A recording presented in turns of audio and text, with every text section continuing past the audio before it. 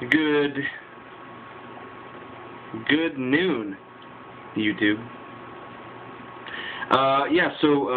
It's been a while since I've done an update. I've got my book right here with me, and we're going to be doing... I'm using the front camera on my HTC Evo, so everything's backwards. I'm reading Nerger by Lineup Refsk. Anyways. Okay, so I wanted to do real quick, the Big 20 on Shirtagal.com is talking about Angela this week, and I wanted to do a quick vlog on that.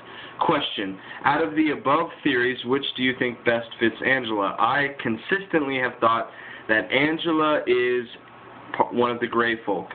Here's my reasoning for that.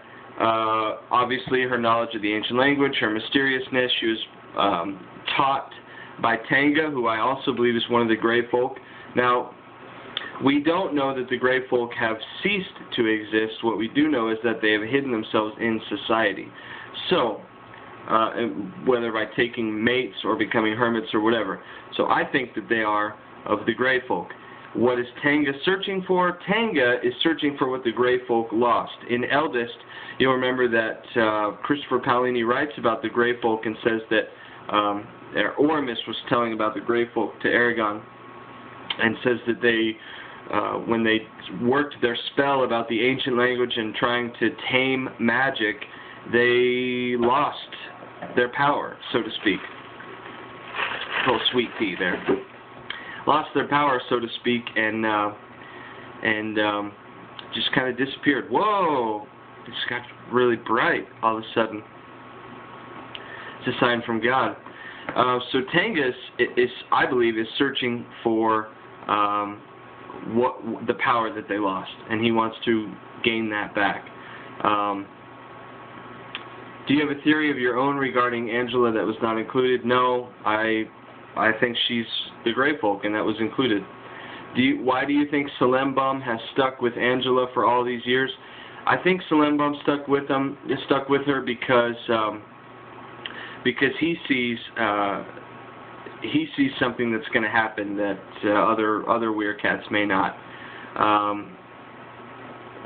And I also think that even though Weircats, well, the next question is, why do you think the Weircats hate Angela? I think the Weircats hate Angela because she's of the Grey Folk. And the Weircats are ticked off at the Grey Folk because they tamed magic and did what they did with magic, and thus wreaking havoc, so to speak, on Allegasia, the land of Allegasia. So